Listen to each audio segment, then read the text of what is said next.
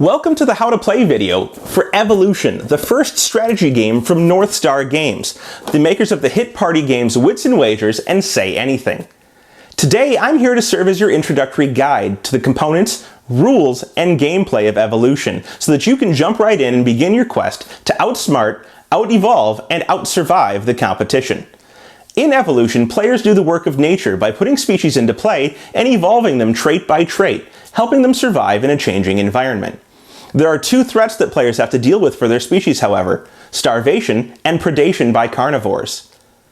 The goal of the game is to get the most points by feeding your species, increasing their population, and evolving them to best ensure their survival. Before we get into gameplay, let's take a quick look at what you'll get inside the box.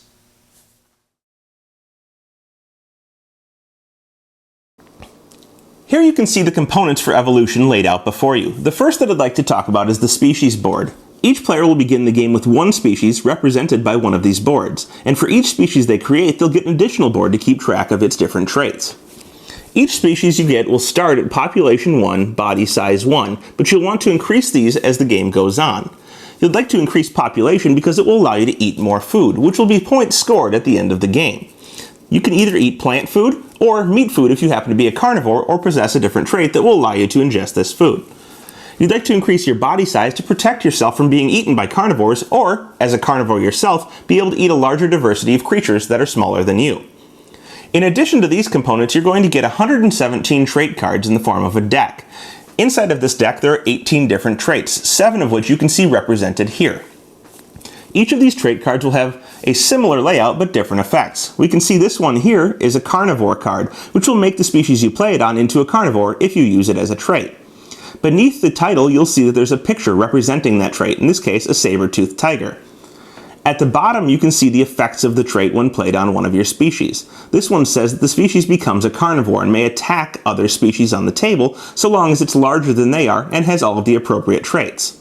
Underneath that, it says that it may no longer eat plant food. It solely eats meat from this point on.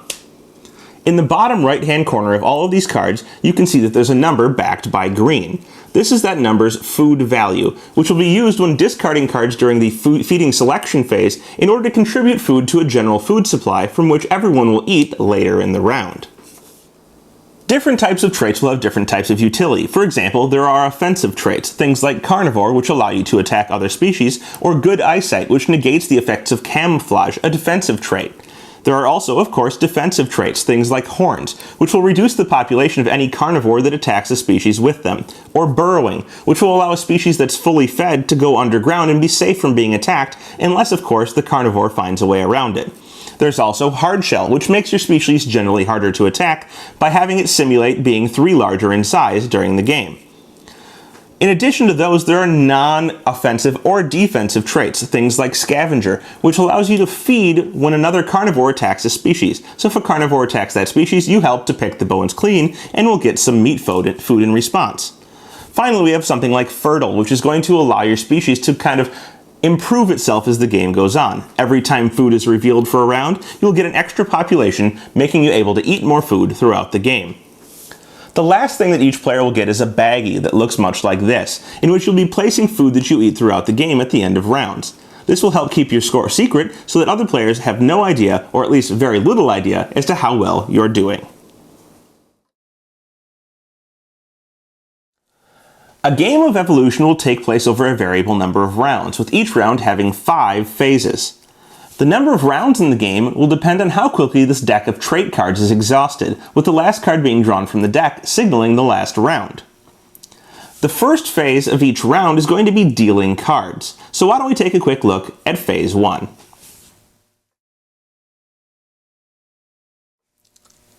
Phase 1 of each round of Evolution is dealing cards, and the number of cards that get dealt will depend on how many surviving species a player has. At the start of the game, each player has 1 species of body size 1, population 1.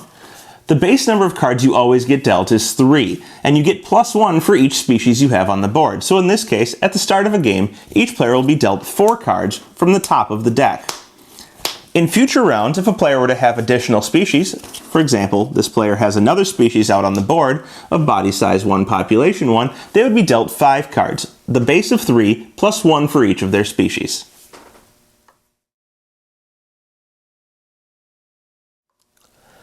Phase 2 of a round of evolution is the food selection phase, in which each player will take a look at their dealt hand of cards and choose one of these cards to contribute to the food pool for the round. We'll see that our player has cards of food value -1, 2, 1, and 5. But those aren't the only things they need to consider. They need to consider the traits on these cards and what they'd like to use later in the round for adapting and changing their species.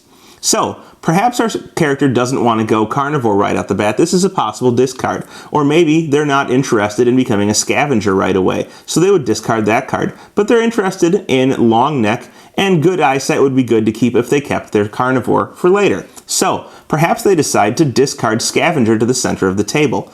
This would provide 5 food to the food pool, which will be revealed later. So each of these cards is discarded in secret, other players not knowing what you're contributing, and you not knowing what the other players are contributing to the food pool. So perhaps our player discards this to the center, contributing to the food pool for the round, and keeps their other cards. Each other player would select one card from their hand in order to contribute to the center of the table, in this case a 4-player game, having 4 cards contributed. A note that you will not recover these cards. They are discarded permanently and only provide food for the current round. The third phase in a round of evolution is the card play phase, in which players will be using the remaining trait cards in their hand in order to play out traits, increase the population and body size, or create new species for their board. We know that we have 3 cards left as we discarded 1 to the food supply during the food selection phase. We're going to take a look at these and we're going to go over the 4 possible options of what you can do with your trait cards on your turn. The first option of what you can do with trait cards on your turn is you may play them as traits onto species you already have on your board, or onto species that you create throughout your turn. Our character has a carnivore, a good eyesight card, and a long neck card remaining. Perhaps they've decided they don't want to go carnivore in the first round of the game, thinking there won't be enough species for them to target, or that the species will be too difficult to target at the start of the game. This kind of negates the use of good eyesight for this round, because good eyesight is a trait that allows carnivores to see species that have camouflage. So, if you're not going to choose carnivore, you're likely not going to play good eyesight. However, they do have a long neck card. The long neck card will allow them to receive 2 food once these food cards are revealed later in the round, and they'll take that food from the bank rather than the general food supply that everyone's going to have to share. So perhaps they decide to play this out to their tableau.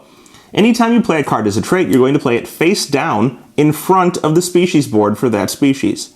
This will be revealed later at the end of the card play round and will become active trait on that species. A species may not have more than 3 traits on it at any time, so I could play all 3 of these traits out to my species, but it would now be full. Trait cards that have already been discarded to the table may be discarded at a future point in order to be replaced with a new trait card to adapt that species. The second type of action you may take with your trait cards during your turn is that you may discard them from your hand for an effect. The first effect is that you may discard a card from your hand, a trait card face up, in order to increase the population of your species by 1. As I mentioned earlier, this will allow you to eat more food, and in this case, since the player is going to get to take 2 food from the supply when food cards are revealed, he would likely increase his population by 1 so as to be able to eat both of those food. You may only eat food equal to your total population. The third use you have for trait cards on your turn is that you may discard them in order to increase your body size. So for example, I could discard my carnivore card in order to increase my body size from 1 to 2. As mentioned earlier, the reason you would like to do this is if you are a carnivore, in order to be able to attack smaller species than you, or if you are not a carnivore, in order to protect yourself from being eaten by a carnivore at the table. The last use for cards during the play cards phase is going to be to discard them to create new species. So rather than maybe increasing our body size, we decide to discard our carnivore card in order to create a new species. When we do so, we're going to take a new species board and we're going to place it in front of us, adding a new species to our play area. When we do so, we must play it either to the left or the right of all of our existing species. So in this case, I could play it either here, or I could slide this over this direction and play it right here. If we were to create another species in the future, we would go ahead and we'd have to create it to either the far left or far right of all of our existing species. So maybe we would decide to place it here, but could not place it between the 2 existing species. At the start of the feeding phase, the first player is going to reveal all of the cards selected during the food selection phase to see how much food is available in the food pool. So we'll flip these over and we'll see that we have 5 6, 7, 8, 9, 10, 11, 12, 13, 14 food available for this round. These cards would then be discarded and 14 plant food would be moved from the plant food bank into the current plant food supply available for players to eat. In addition, any species that have traits that allow them to do something when food is revealed would trigger at this point. So, the player with long neck on their species here would immediately take 2 food from the food bank and place it on their species. We can see that this species now has food equal to their population and will be unable to eat for the rest of the feeding phase. Once those traits have activated, we're going to begin the normal feeding for the round, in which players have one of 2 choices that they can make on their turn to feed. They may either take food from the general food bank available to all of the players in the turn, or they can attack with a carnivore, something that we'll cover in just a moment. If they're taking from the food bank, they're going to be able to take 1 food at a time, unless they have a trait which will allow them to take more. Rather than taking plant food from the food supply, carnivores must attack other species in order to get their food. This carnivore, who happens to have good eyesight, would like to attack this long neck over here, who happens to have camouflage. Well, it's convenient that good eyesight negates the effects of camouflage, or our species over here would be safe. In addition, our carnivore needs to be larger in body size at size 3 than our long neck, which happens to be body size 2. In this case, our carnivore fulfills all of the requirements of attacking this long neck. So our carnivore chooses to attack the long neck. What happens here is that the carnivore will get food equal to the body size of the species it's attacking, in the form of meat food that will go on its card. In this case, 2, and it would place 2 meat food on its card. This fully satisfies the food requirements of our carnivore, but it also affects our long neck, who will be reduced in population by 1. If at any time a species is reduced below 1 population, it becomes extinct, the cards on it are discarded as well as the species board, and the owner of the species will get a number of trait cards dealt back to them equal to the trait cards they lost by having their species go extinct.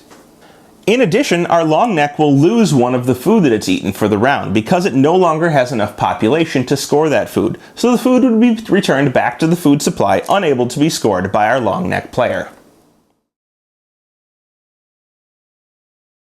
Now that we're done with the feeding phase, we move on to phase 5, which is the end of the round. The first thing we're going to do at the end of the round is we're going to check and see if each of our species is fully fed. We can see that this species right here is not fully fed as it's only eaten 1 food, but had a population of 2.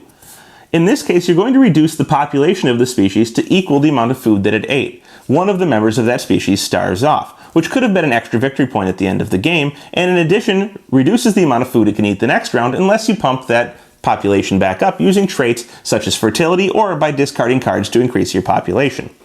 Once you've done this for all of your species, you're going to take the food that they have eaten and you're going to add that to your bag here, hiding the points that you accumulated from eating food throughout the game.